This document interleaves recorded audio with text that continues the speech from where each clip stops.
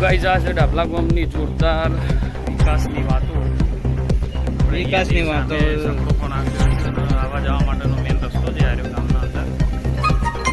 અને સ્કૂલ જવા માટે બાળકોને ખૂબ જ તકલીફ પડી રહી છે. અહીંયા જોઈ રહ્યા છે પાણી છે.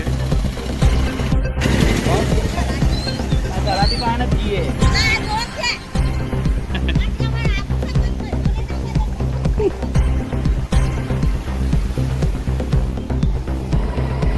પંચાયતની સામે જ જો અહીંયા જોરદાર દેખાઈ રહ્યું છે તમને.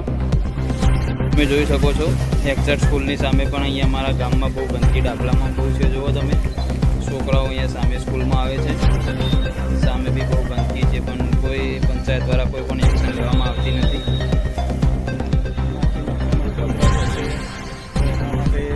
બાળકોને મચ્છર કરડવાથી બીમાર પડશે તો જવાબદાર કોણ રહેશે? પંચાયત રહેશે કે કોણ રહેશે? અહીંયા ખૂબ જ ગંદકી જોવા મળી રહી છે. તમે જોઈ શકો છો એ સામે સ્કૂલ છે અને એની એક્ઝેક્ટ સામે તમે જોઈ શકો છો મિત્રો, ગંદકી બહુ છે તો બી કોઈ એક્શન લેવામાં આવતી નથી. ડાભલા ગ્રામ પંચાયતની સામે પણ બહુ ગંદકી છે. અહીંયા તમે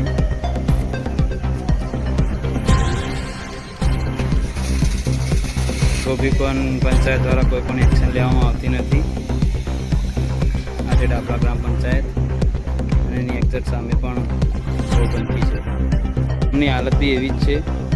જોઈ શકો છો તમે, જ્યાં ત્યાં ઠેર ઠેર ગંદકી જ છે, પણ પંચાયત દ્વારા કોઈ પણ એક્શન લેવામાં આવતી નથી. શકો છો ગાઈસ, અહીંયા મેઇન રસ્તો છે આવવા જવા માટે. છોકરાઓને સ્કૂલ જવામાં પણ બહુ તકલીફ પડે છે તો બી પણ અહીંયા બહુ ગંદકી છે અને પંચાયત દ્વારા કોઈ પણ એક્શન લેવામાં આવતી નથી. 2-3 વખત અરજીઓ આપેલી છે તો બી કોઈ અમારું સાંભળતું નથી. ગટર ઉભરાઈ છે એ વખત પંચાયતમાં અરજી કરી, લેખિતમાં મૌખિક કહેવા છતાં પણ કોઈ એક્શન લેવામાં આવતી નથી. તમે જોઈ શકો છો અહીંયા બી ઉભરાય છે પણ કોઈ, આ બધું પાણી ત્યાં જઈને જમા થાય છે.